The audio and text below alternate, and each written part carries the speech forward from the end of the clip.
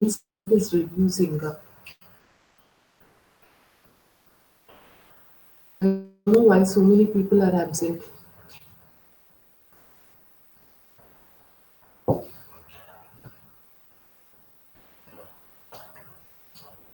Okay,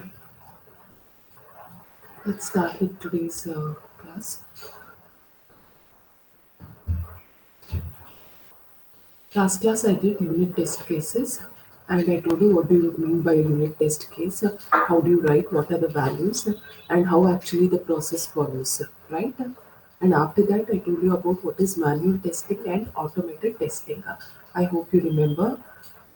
Some of you answered.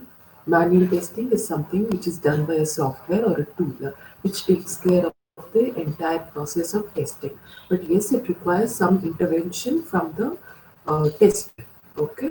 Manual testing is nothing but the testing which is done by the tester manually by checking each of the cases. Any doubts till there?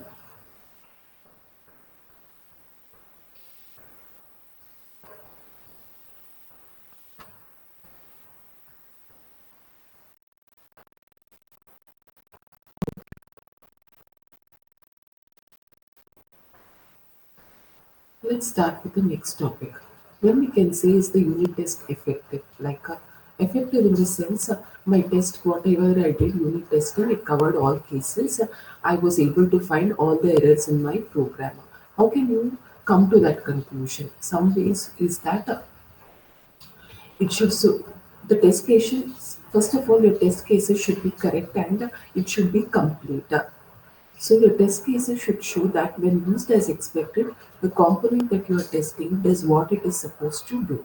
Now let's say for example, you are very lazy to write the test cases and you suppose your software covers around five functionalities. You wrote test cases only to cover around four functionalities, but the rest you have not written test cases to cover the same. What happens in such cases? See, you would have not tested some of the functionalities and your test case is incomplete. When your test case is incomplete, naturally there are chances of errors creeping into your system. Certain things you have not tested, and there are chances that error will be there within that system. So, your test cases should be complete and correct in order for it to be effective, unit testing to be effective. So if there are any defect in the component, then it should be relieved by the test case. See, once a system is put into use, there are certain errors within a component. Then they say it is a failure on the part of the tester also. Not only the responsibility of is goes to the developer for having not done it properly. It is also the responsibility of the tester to test all cases and see that all the functionality are working properly. Okay, so there are two types of unit test cases. Now I want you to read that. What are the first 2 points? I mean, what is the first and the second point? This is very important.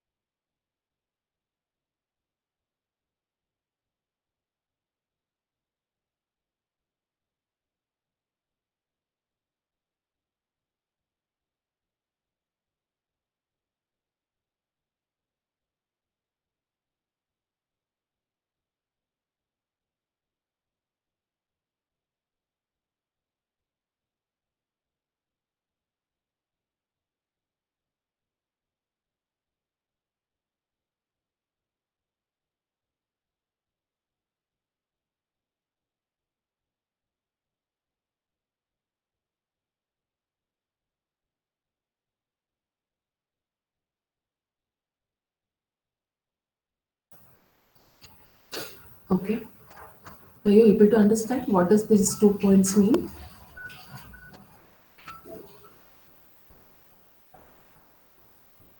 Yes, guys.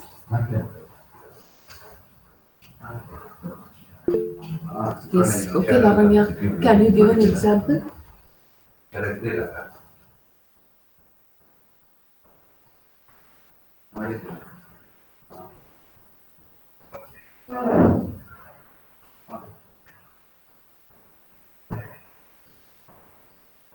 Okay, I will explain. Fine. Let's take for example, I am testing a web page for its login feature. Fine. All of you, please understand that. I am having a web page and I say the web page, my functional description document or requirements document say that only authenticated user can log in into a web page.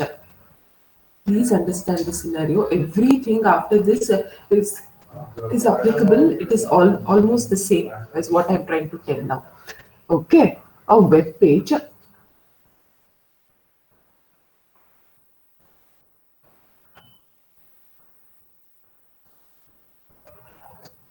for authorized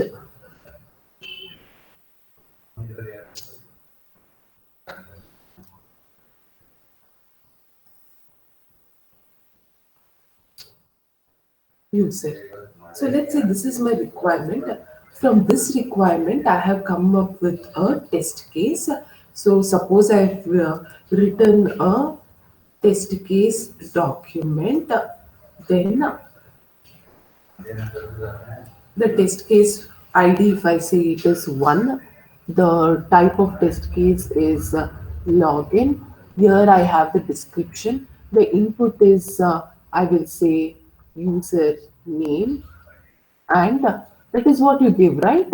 And password. This should take me to my, if this is the expected input is this, and the expected output is what?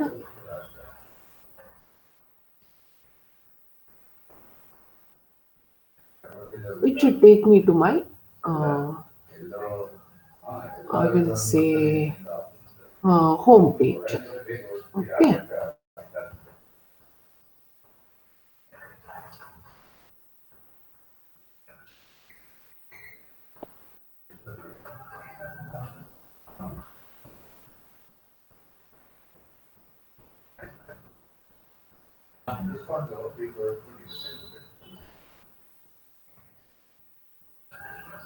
Let's say this is description I have left it. Did you understand? This is my feature. Web page for authorized users only. Only an authorized user can access a web page. Fine. For that, I have written a, if it is unit testing, then I should write a unit test case. So the unit test case says login page. What is the input you give into the login page? A username and password. Once you give a username and password, the output should be home page. It should take up. Fine. And the result, yeah, I will tell you. I will tell you something. Wait. Okay, Lavanya. The result after this, I will. Let's take for example a web page like what happens. I have tested my web application. Okay, I have created a web page. I give the username and login, and it takes me to the home page, and I will write result pass. This is for the normal operation of my web page software. Is this sufficient? Is this only unit case sufficient for testing my login feature of a web page?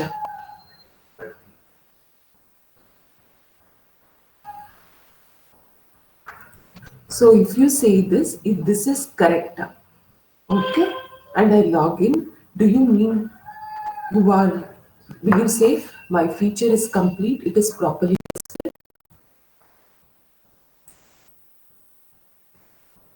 No. Yes, it's not. Why, ma'am? If you have given a proper username and password, it will take me to my homepage, then my system is correct.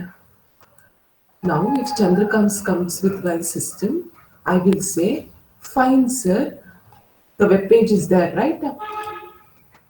To my web page, next I will give some what invalid username or password. Fine. Let's say this product, whatever you have tested, is released, and as a end user, I am testing it. When I am testing, I give proper username and password. It took me to the home page. Next time, I give a invalid username or the proper username with invalid password. Now, at that time, my system hangs. So, have I tested my product properly or have I tested my web page properly? Have I tested my web page properly, guys?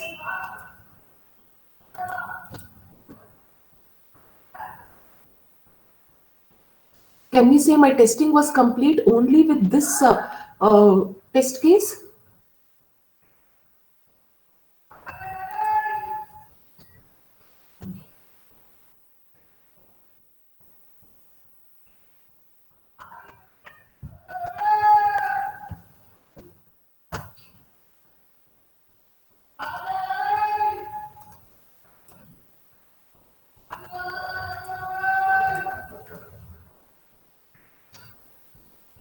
Are you able to see my screen?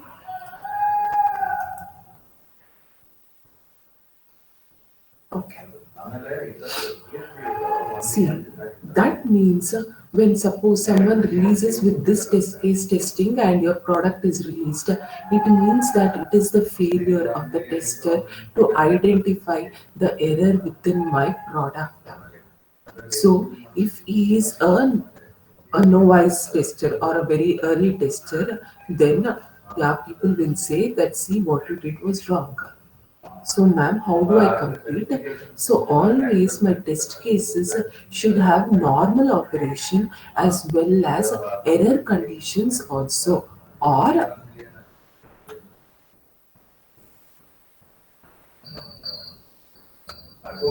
something like this. It should check abnormal inputs also. And checking of these abnormal inputs comes with testing experience. So, if you are a tester who have worked for 5 or 10 years, for a login page, you will know there are minimum 5 to 10 test cases which you should consider to see whether the system is working properly. So, ma'am, what do you mean by abnormal inputs? In that case, what I do is for the same login page,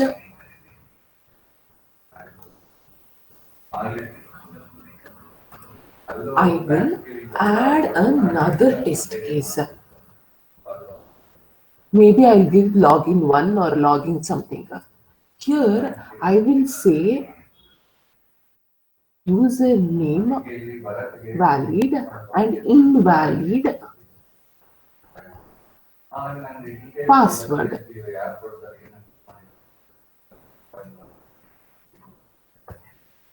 Now I will say if I give username and invalid password, show login page itself with error message. Do you understand?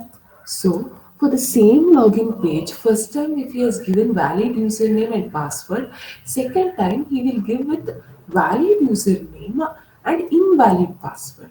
Then it will say login page with some error message like invalid uh, invalid password. If it gives something like that, I will say pass. Can you see another test case for the same example here? Can you think about for a login page only? If I want to give another test case, you want to check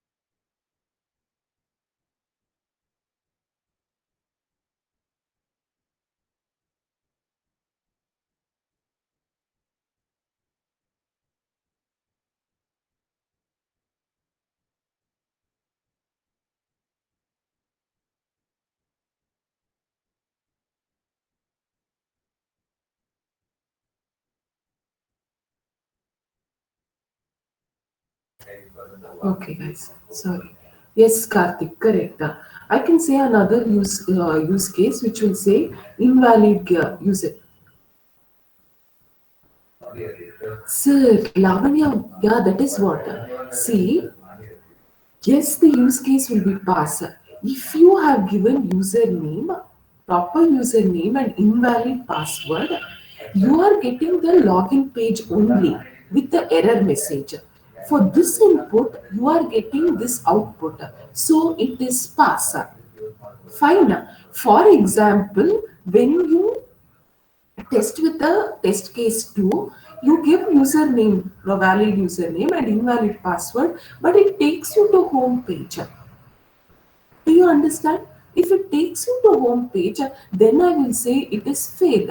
The test case is not working. Your system is not working for as with this with the given input with the same. You're not getting the output. Let me just give you that. 1 second. I understood what you are getting confused with.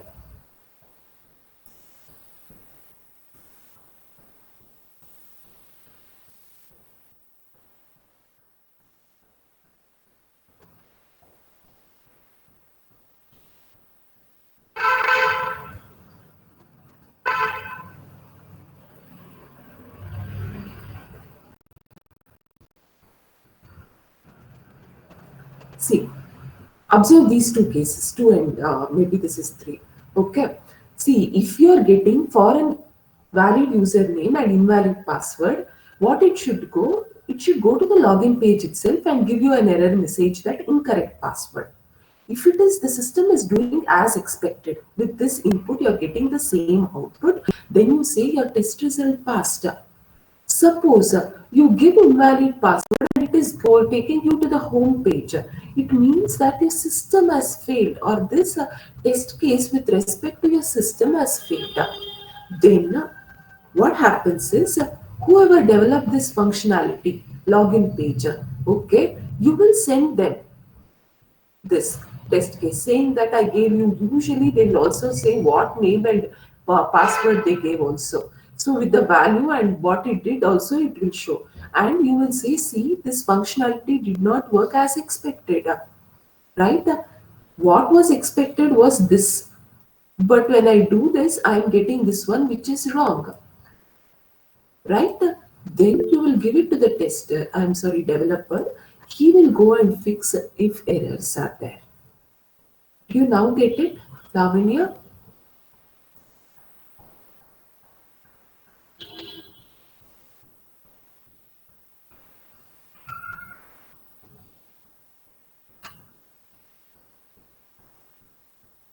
Any doubts, guys? So, the first case, your test cases should not only cover the normal operation, but it should cover the scenarios for which there may be errors in your or abnormal inputs in your program. So this first case tells you for the normal operation. This tells you for some abnormal operations or inputs when the system may cause some error. See, when you get an invalid, you give some invalid input, it should show an error message or do something like that. Rather than if you're not tested that, maybe it is crashing your system or something, then it means your system is not being tested and coded properly. Any doubts, guys?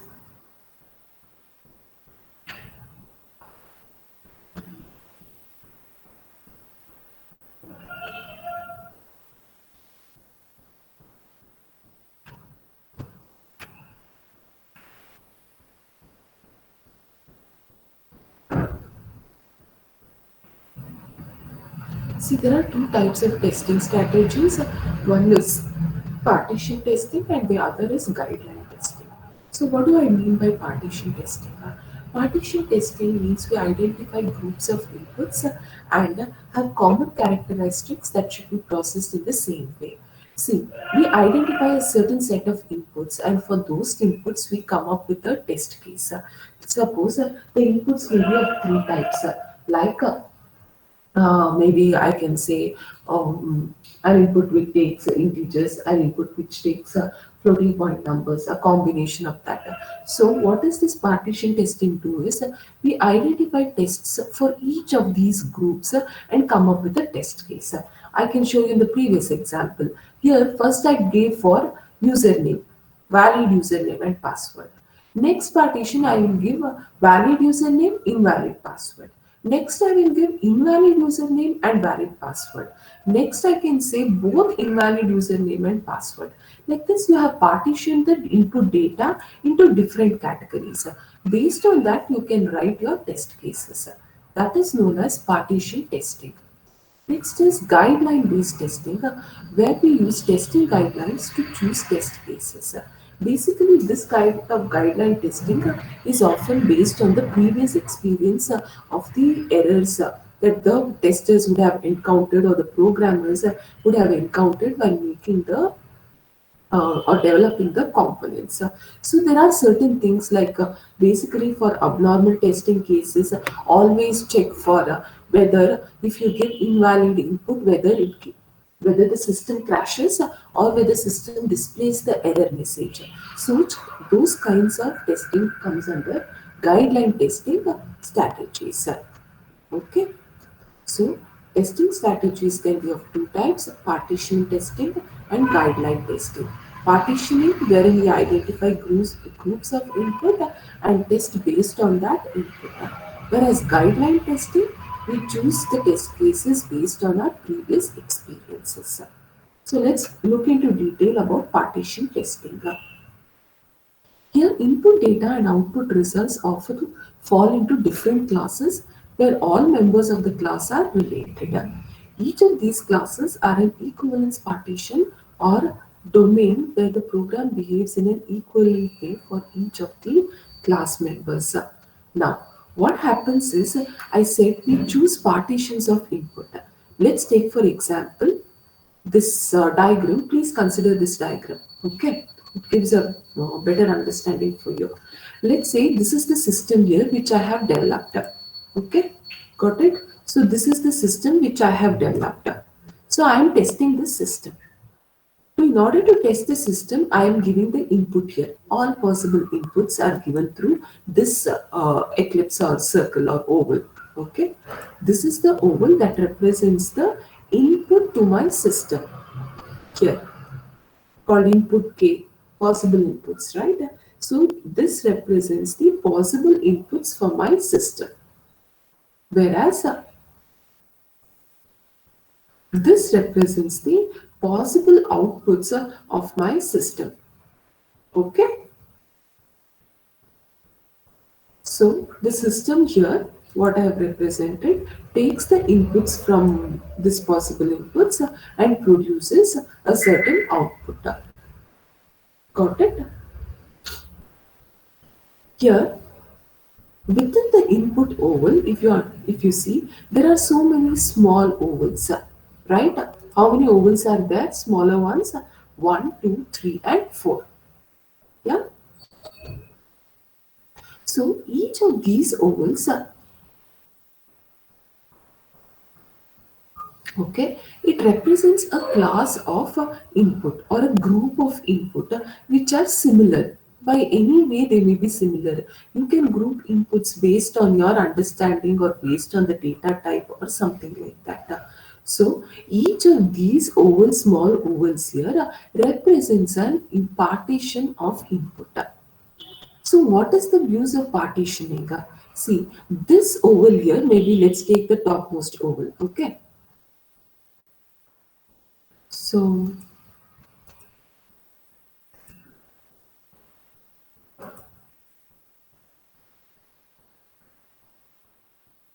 let's take for this oval here, first one. So maybe this oval represents a class of input or a group of input which are of the same type. And this oval here is another set of inputs which are similar. What is the use of grouping such kinds of grouping inputs in this way is we know that there are four like this which are quite different. So I can come to a conclusion that I have to choose a minimum four test cases with for these four different inputs. So one test case which takes this input among this group, another test case among this group, another test case for this group, and another test case for this group. See, what is the use of this is all the inputs from this group may produce the same output here. That is this. So this input produces this output. Okay, by doing so, rather than testing for all the inputs from here, I will take one of them here and one from here. So by doing that, I can cover all the cases, all the possible different cases, and I can check. So chances of losing any particular case or any particular test case, or chances of missing any functionality can be avoided.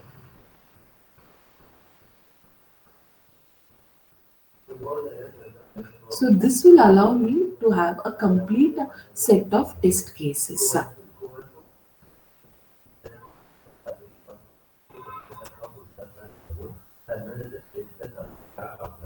And within this output, possible outputs, everything within this white oval are all correct outputs.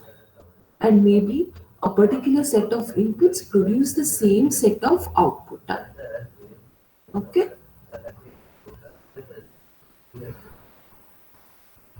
Did you understand? Do you have any doubts here? I'll give you another 2 minutes to analyze this figure. Okay?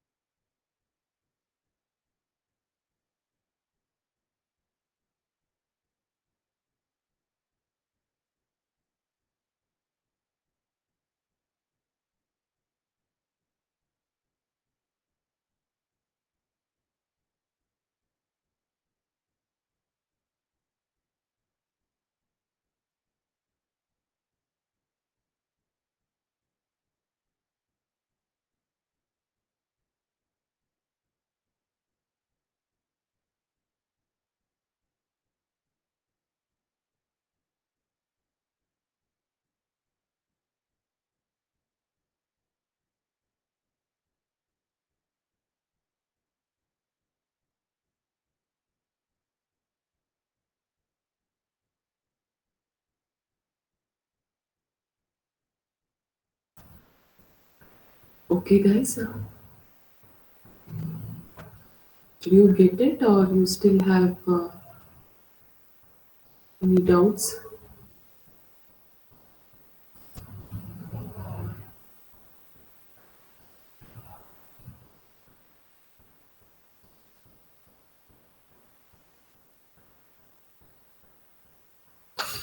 Okay.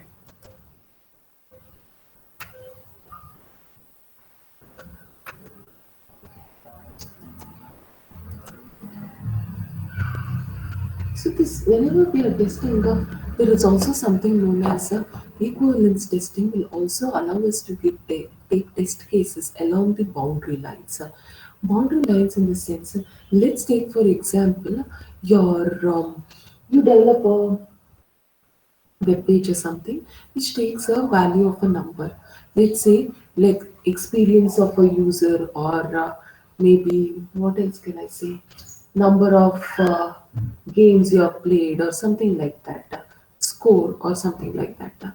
See, always when you're testing whether the score or the numbers are correctly fit your criteria or your system is working correctly for all possible numbers, we take the test cases somewhat we choose the test cases in the boundary line. Boundary line in the sense, let's take for example, this is a value here. The first a table. Okay. If my system is taking a number less than 4, then it is behaving in one way. Let's say a people's experience, based on the person's experience, you're getting some hike or something. Okay. If it is less than 4, then you're getting 8%. If it is between 4 and 10, you're getting 10%. And if it is more than 10, you're getting 12%. That is how your system has been designed. Now, suppose I want to test such a system. How will I test? If I give only, what will your test case do? Let's say, for example, did you get the problem first, all of you?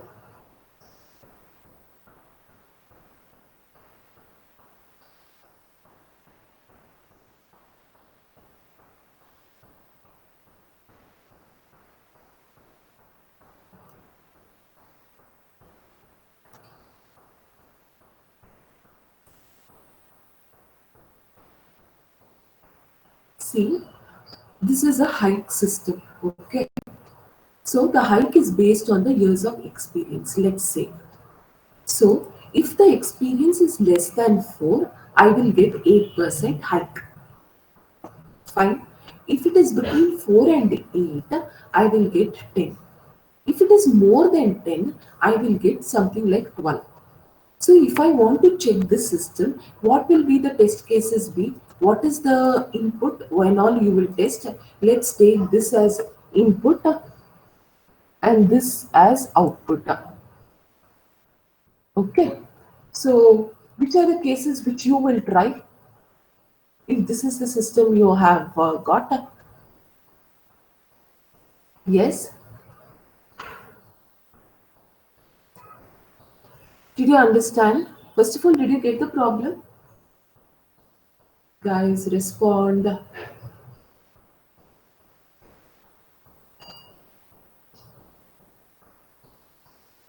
So maybe I will only give, I will test for 2 and the output should be 8% hike.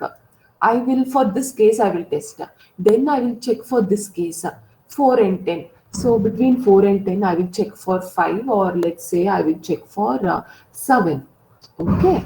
And I will see whether output I will get 10% hike, 8%. And for this, I will check whether I will get 10%. Okay.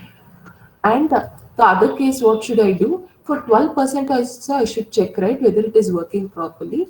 So I will do something like 15 and see whether I am getting 12%.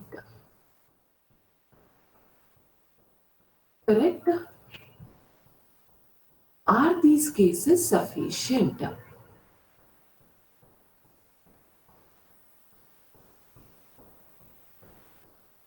Yes.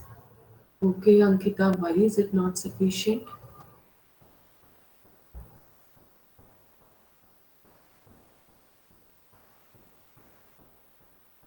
Yes. Yes. Very good. Like Chandrakant says, okay, what if I give negative experience, -1, -10, and all? In those cases, output should be somewhat invalid experience or something like that, right? I should cover those cases because for abnormal inputs I have not checked. And along with that, like Ankita says, we have to check for end cases. End cases in the sense, see, if you see for this, here till 4 you have this one, and 4 to 10 you have this. Now, when I give exactly 4, whether the boundary line here, when I give 4, whether exactly where should actually 4 fit into? Which category should 4 fit into? Guys?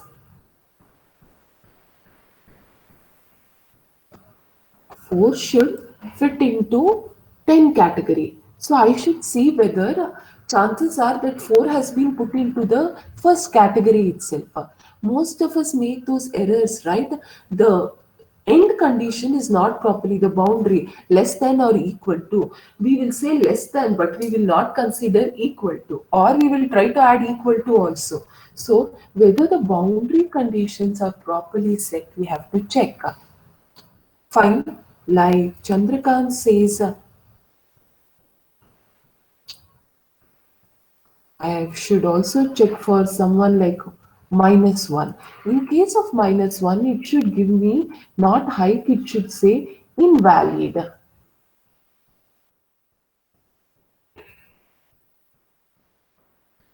See, equivalence partition means if I have to test between 4 and 10, I will give only one value 7 here.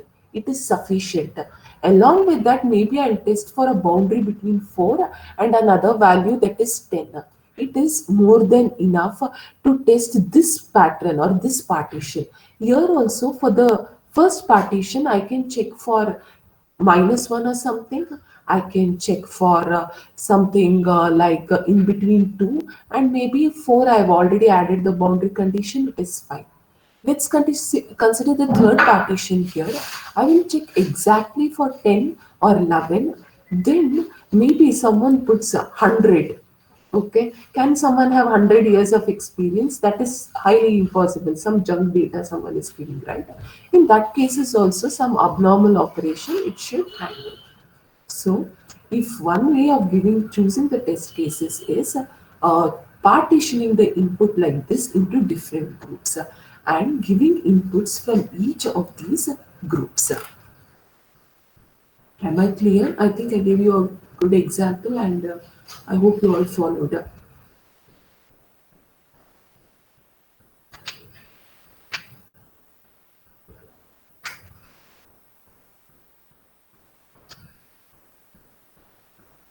Any doubts, students?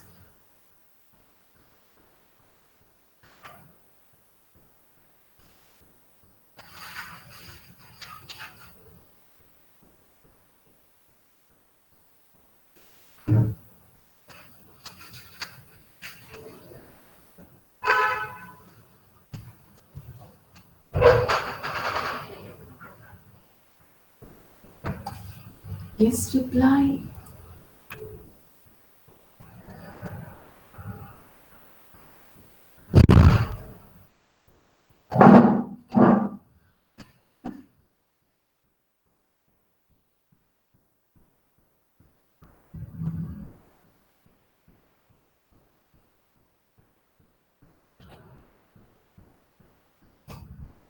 So there are certain guidelines that needs to be followed while testing.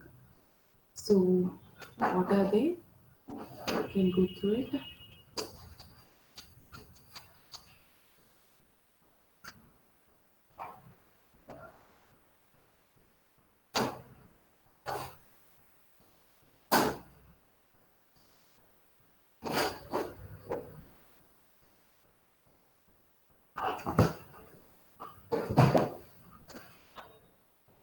So test software with sequences which have only a single value.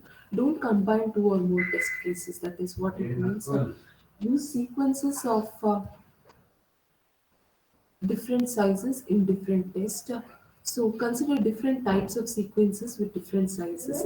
If you are testing for a string or something like that, start from zero length, mid length, maximum length like that. Derive tests so that the first, middle, and last elements of the sequences are accessed. Test with sequences of zero length. So these are the things which you can take care while testing. General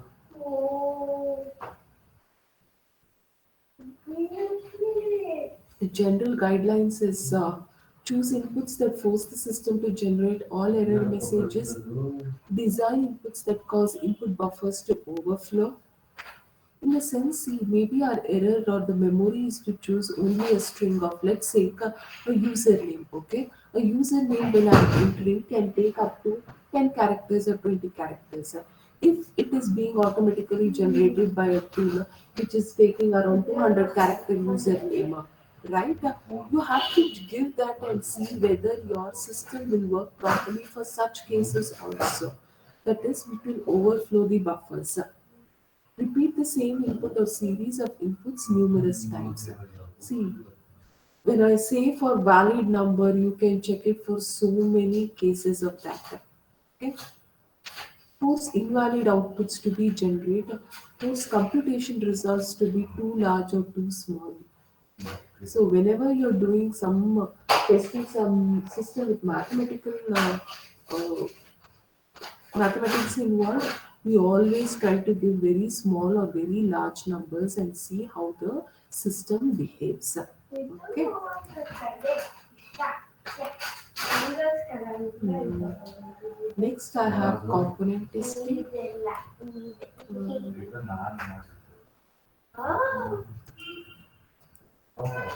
Okay. Shall I stop at this stage?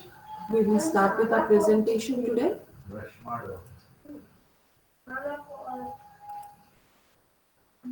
Yeah.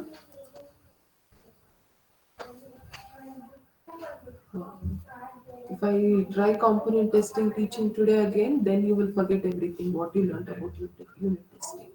So I'll stop at this stage and continue in the Saturday's class. Okay. Whose turn is it today? Starts from Ganesh. Are you there? Yes, ma'am. Ganesh, will you give the presentation? You have Yes, the ma'am. presentation, sir? Yes, ma'am. Okay. I've, you can share now.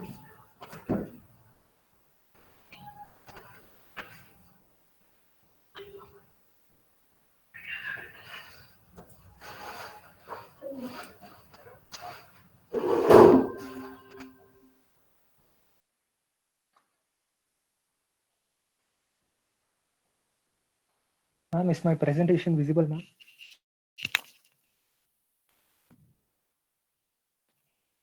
Ma'am? Move your slides, Ganesh. Actually, it is showing a blank screen. I don't know whether it is a blank screen or something is there. Yes, ma'am. It's a blank slide. Ah, yeah, it's visible.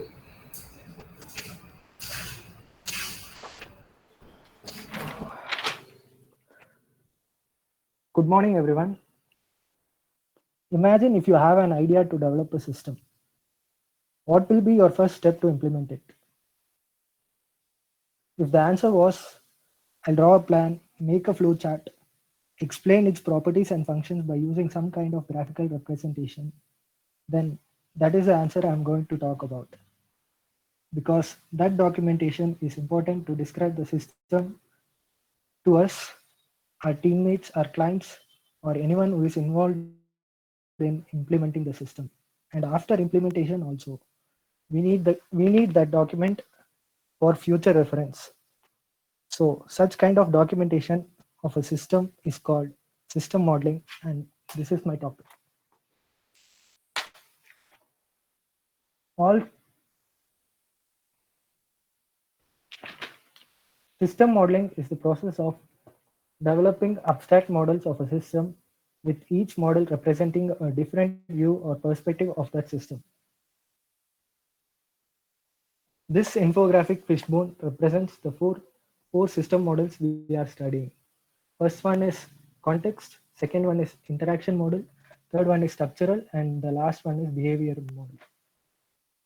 I'll try to explain all of them briefly and as precise as possible. Context model. Context model shows how a system that is being modeled is positioned in an environment with other systems and processes. This context model, this is a context model of mental health care patient management system.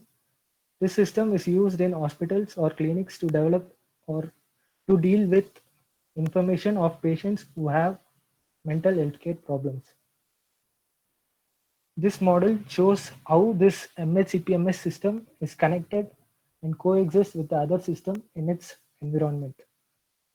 In real life scenario, context models are used in many cases. Like in this model, if this MHCPMS system is outdated, and if the organization or hospital using it asks us to design a new MHCPMS system, and if we design it however we want without knowing about its environment, then there are chances that the system we developed wouldn't work with the other systems, like if it didn't connect with the admission system or prescription system or appointment system, then our MHCPMS system will go waste.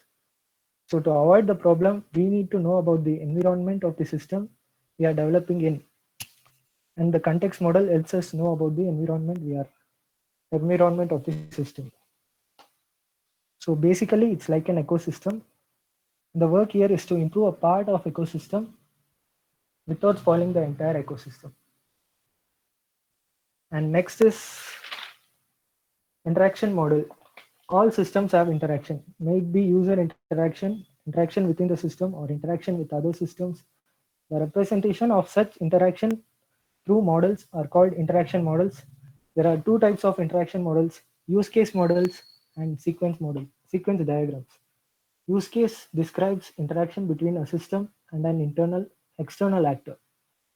This use case represents interaction between MHCPMS system and a general patient record system. It's just this use case just represents interaction between system and this system. And medical receptionist is an entity in that MHCPMS system. And sequence diagram. Sequence diagram is just adds more information to these interactions by showing interaction between system objects. And these four are the objects. The objects are in the top row: medical receptionist, patient info, database, and authorization. Here, the medical receptionist and these three other things in the top row are objects. This medical receptionist enters patient ID, which is passed as an input in view info function. Then the report function gets the data from the database after authorizing and authenticating. If the authorization is okay, we get the desired patient info. If the authorization fails, we get an error message. So next is structural models. Structural models show the organization and architecture of a system. There are two types of structural models: class diagrams and generalization. Class diagrams are used when developing an object-oriented system model to show classes in a system and associations between these classes. This class diagram shows two objects are involved in the association. Each end of the association is annotated with 1, meaning that these are 1:1 relationship, 1-to-1 relationship between the objects, that there is 1-to-1 relationship between these objects of the class. That is, each patient has exactly one record, and each record maintains information about exactly one patient. And generalization. Generalization is an everyday technique that we use to manage complexity. This is just like how we generalize all teachers of their departments or sub. This is just like how we generalize all teachers irrespective of their departments or subjects as professors or teaching. In the given textbook example, qualified doctors or trainees are generalized as team doctors. Team doctors and consultants are generalized as hospital doctors, and hospital doctors and general practitioners are generalized as doctors. Generalization just makes things simple. So next slide is about behavioral models. Behavioral models are used to describe dynamic behavior of an executing system. They show what happens or what is supposed to happen when a system responds to a stimulus or event from its environment. Data-driven models. Data-driven models show the sequence of action involved in processing input and generating an associated output. This model shows the chain of processing involved in insulin pump software. In this diagram, you can see the processing steps and data flowing between these steps. So in this also, these are the objects and this is the time frame. Now event-driven modeling. Event-driven modeling shows how a system responds to an external or internal events. It is based on the assumption that a system has finite number of states and that event or stimuli may cause a transition from one state to another state. In this model, you can see the system starts in a waiting state and responds initially to either full power or off power button. User can change their mind after selecting one of these and press the other button. The time is set, and if the door is closed, the start the start button is enabled. Pushing the start button starts the oven and cooking takes place. And if we push cancel button, or if we operate, if the operation is over, then the system will then return again, then will then return back to waiting state again. Thanks.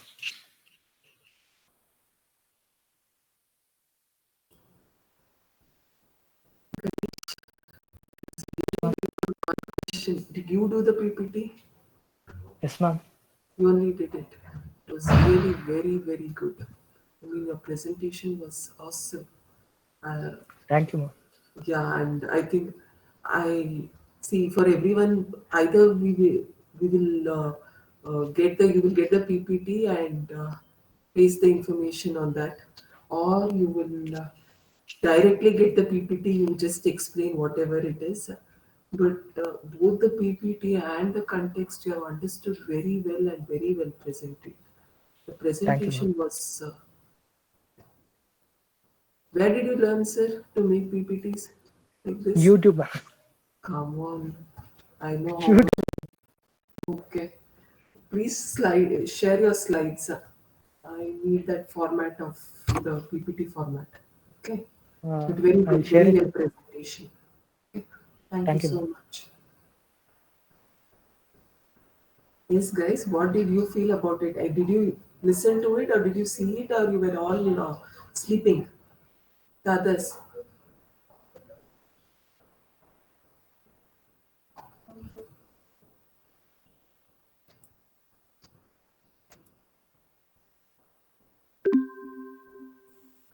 Yes, others. None of you listened. I was the only one listening to him.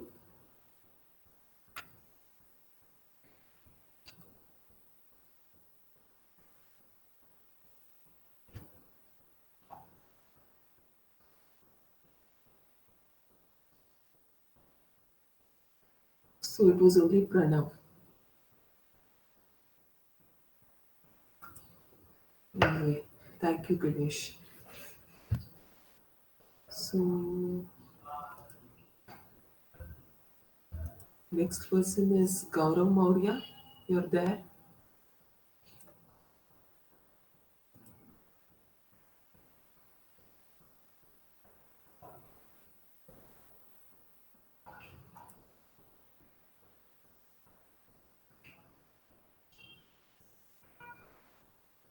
No.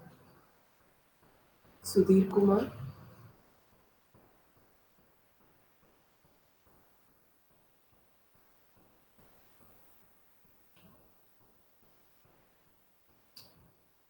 Sudhir Kumar. Hmm. Pranati.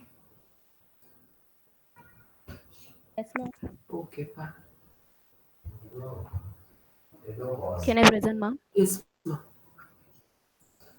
Sudhir, why tomorrow? Tomorrow I don't have class, no? Is it visible, ma'am? Yes, ma'am, visible. Good Sudhir, afternoon, everyone. okay.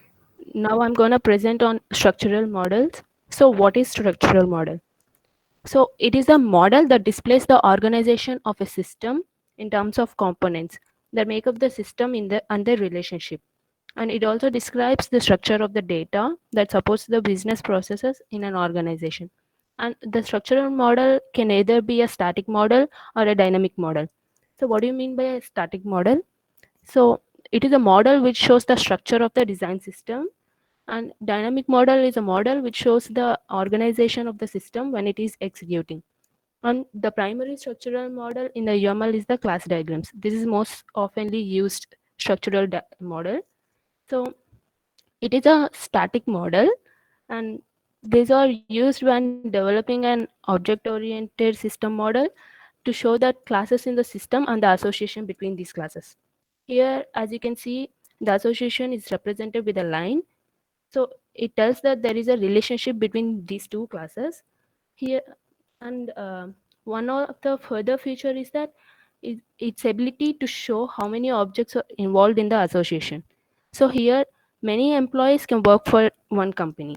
And we have another thing here, the employee is the class, and the instance of the class would be a specific employee.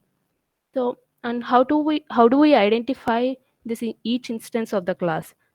We do that through attributes, and attribute is a significant piece of data containing value that describes the each instance of the class. That is nothing but the characteristics of the object.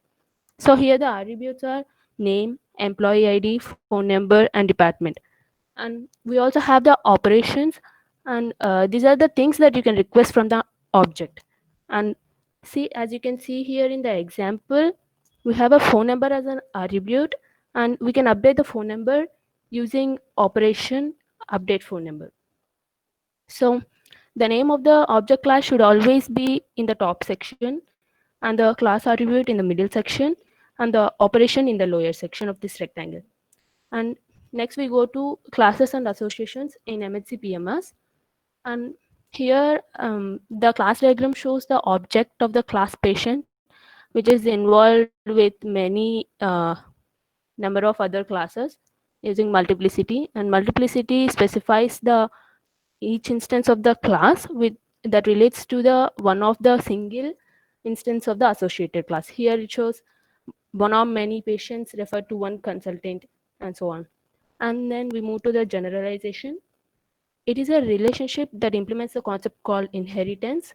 And the generalization relationship occur between two entities or an object, such that one entity is a superclass and other one is subclass. Here the subclass inherits the attributes and operations from their superclass. That is nothing but functionality from their superclass. And here, as you can see, in this example, we have saving accounts and credit card account. These both are types of bank account. So here, both the saving accounts and the credit card account inherits the generalized properties from the bank account, like account number, account balance, etc. So the generalization is represented as a line with a hollow triangle as an arrowhead. And this arrowhead should always point to the superclass. And next we move to the aggregation. Aggregation model shows how one class is composed of other classes, and it is represented with a line with a diamond mark as an arrowhead. So here, one patient record is composed of one patient and one or more number of consultation. You can take another example too, like if you take a college is composed of a number of students and number of teachers. Thank you, ma'am. Thank you.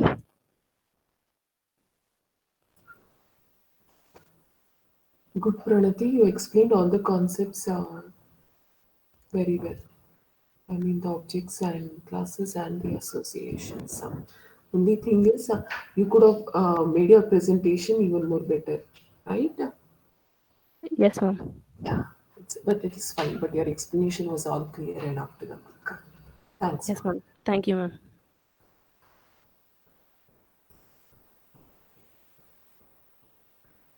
Guru Darshan, are you there?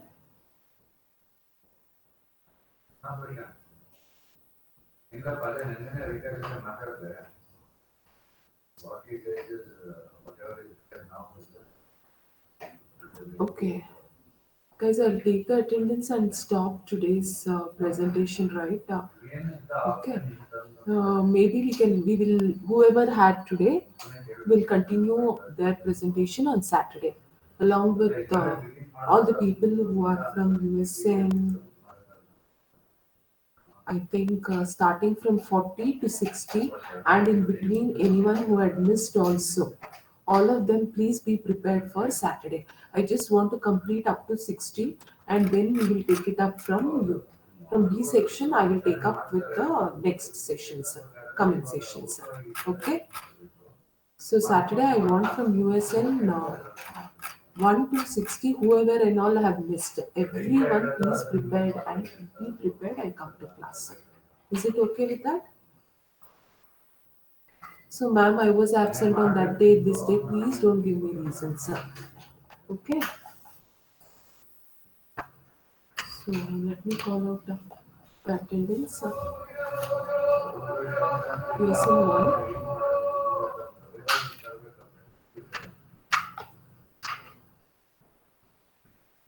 Please answer your attendance. USN 1. Okay, 2.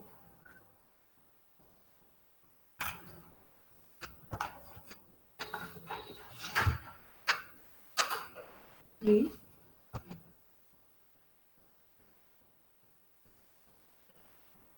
4. Two present, ma'am. 2 present. Why am I not able to see in my chat box? Okay. 3 is also present. Okay. 4 present. 5. Ma'am, the chat was lagging. Okay, fine.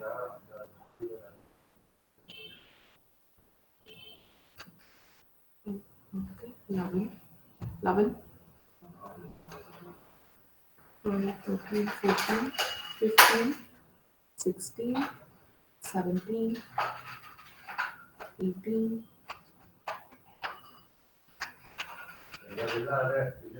19,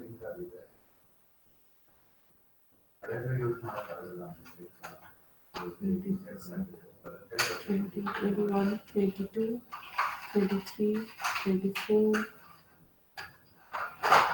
24 guys, 25, 26,